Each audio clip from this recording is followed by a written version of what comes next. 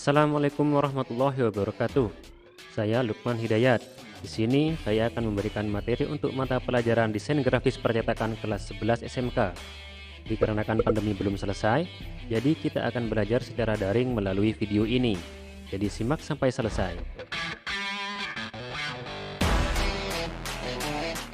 Materi di pertemuan kita kali ini yaitu menerapkan prinsip gambar sketsa dan ilustrasi. Menggambar sketsa dan ilustrasi. Tujuan pembelajaran kali ini, siswa mampu menjelaskan tentang gambar sketsa, mampu membuat gambar sketsa, mampu menjelaskan tentang gambar ilustrasi, dan mampu membuat gambar ilustrasi.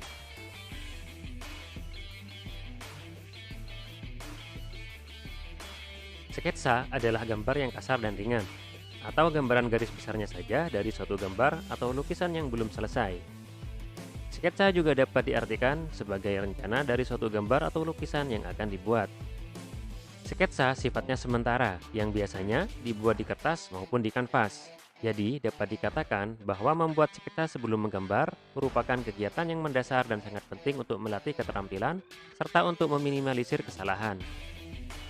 Sketsa sendiri dapat dibedakan menjadi dua, yaitu seni rupa murni merupakan sebuah seni yang hanya digunakan sebagai suatu hiasan saja, tanpa memperhatikan fungsi dan kegunaannya.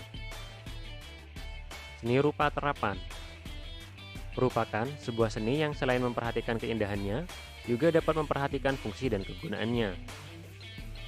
Selain di dunia seni, sketsa juga digunakan di beberapa bidang, seperti busana,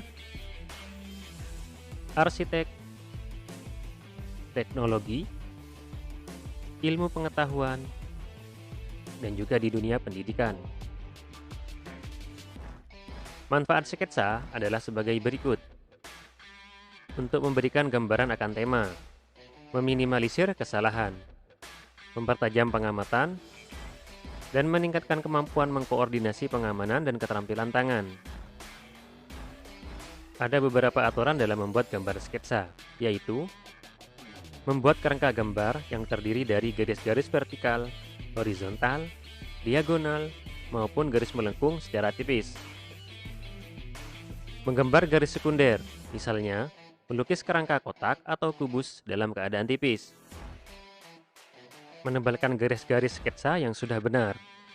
Ketebalan sesuai dengan karakter jenis garis yang diinginkan. Ada beberapa peralatan yang dibutuhkan untuk menggambar sketsa, yaitu media gambar, contohnya berbagai macam kertas gambar, alat gambar manual, seperti pensil atau rapido, alat gambar digital, yaitu komputer dengan program CAD, digital pen, dan software desain grafis, alat bantu gambar, seperti lightbox, scanner, meja gambar, mistar, busur derajat, mal, sablon, dan penghapus. Ilustrasi berasal dari kata Latin illustrate yang berarti menjelaskan. Jadi, gambar ilustrasi merupakan unsur tata letak dua dimensi yang bertujuan untuk memperjelas maksud atau pesan. Ilustrasi di Indonesia sudah dikenal sejak lama. Sejarah menunjukkan bahwa sebenarnya nenek moyang manusia pada zaman prasejarah sudah mengenal ilustrasi. Hal ini dibuktikan dengan ditemukannya gambar di dalam dinding-dinding gua, salah satunya di Gua Leang-Leang, Maros, Sulawesi Selatan yang dibuat pada zaman Paleolitikum.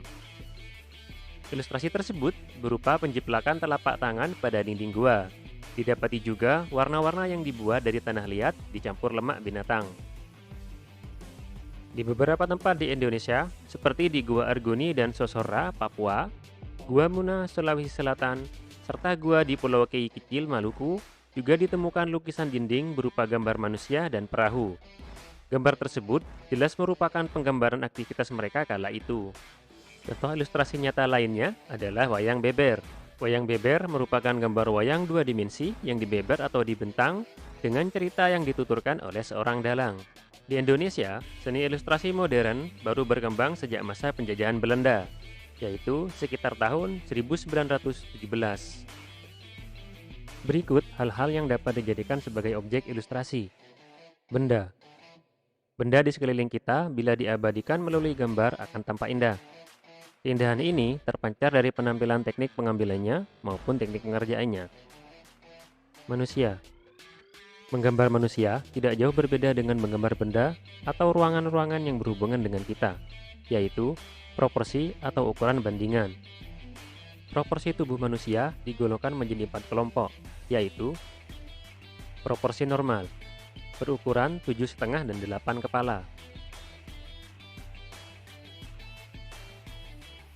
Proporsi ideal, berukuran 8 kali kepala. Proporsi fashion, berukuran 8,5 kepala. Proporsi herois, berukuran 9 kali kepala. Wajah. Tampilan close up bermaksud agar audiens lebih terfokus pada informasi yang disampaikan melalui sebuah objek. Tampilnya objek secara fokus atau close up bisa dilakukan dengan cara memperbesar sebagian objek, seperti memperjelas atau mendetailkan objek yang ditampilkan. Menampilkan wajah dalam media grafis komunikasi harus memilih mimik wajah yang berekspresi yang memberikan kesan gerak, hidup, dan komunikatif. Binatang. Berbeda dengan manusia, binatang tidak bisa kita arahkan. Mereka selalu bergerak sesuai dengan keinginannya. Agar gambar binatang yang kita buat tampak hidup, kita bisa menangkap gerakan tersebut dengan menghadirkan beberapa garis yang mengikuti gerakan binatang tadi. Motif. Motif dapat diidentikan dengan corak, yaitu berupa kerangka gambar yang mewujudkan secara keseluruhan dari pola desain. Motif adalah suatu corak hiasan yang terungkap sebagai ekspresi jiwa atau gagasan manusia terhadap keindahan atau pemenuhan kebutuhan lain yang bersifat budaya. Dalam penerapannya, motif mengalami stilasi yang menunjukkan kesederhanaan bentuk. Dalam stilasi terdapat 2 tahap, yaitu sebagai berikut. Mengubah motif menjadi pola garis berupa garis linear atau berupa kontur saja. Mengisi pola tersebut dengan isen, yaitu gambar-gambar yang diisikan di dalam pola garis sebagai pelengkap untuk memperindah motif. Sekian materi daring pada pertemuan kali ini. Selamat belajar dan selalu jaga kesehatan. Sampai bertemu di materi daring berikutnya. Wassalamualaikum warahmatullahi wabarakatuh.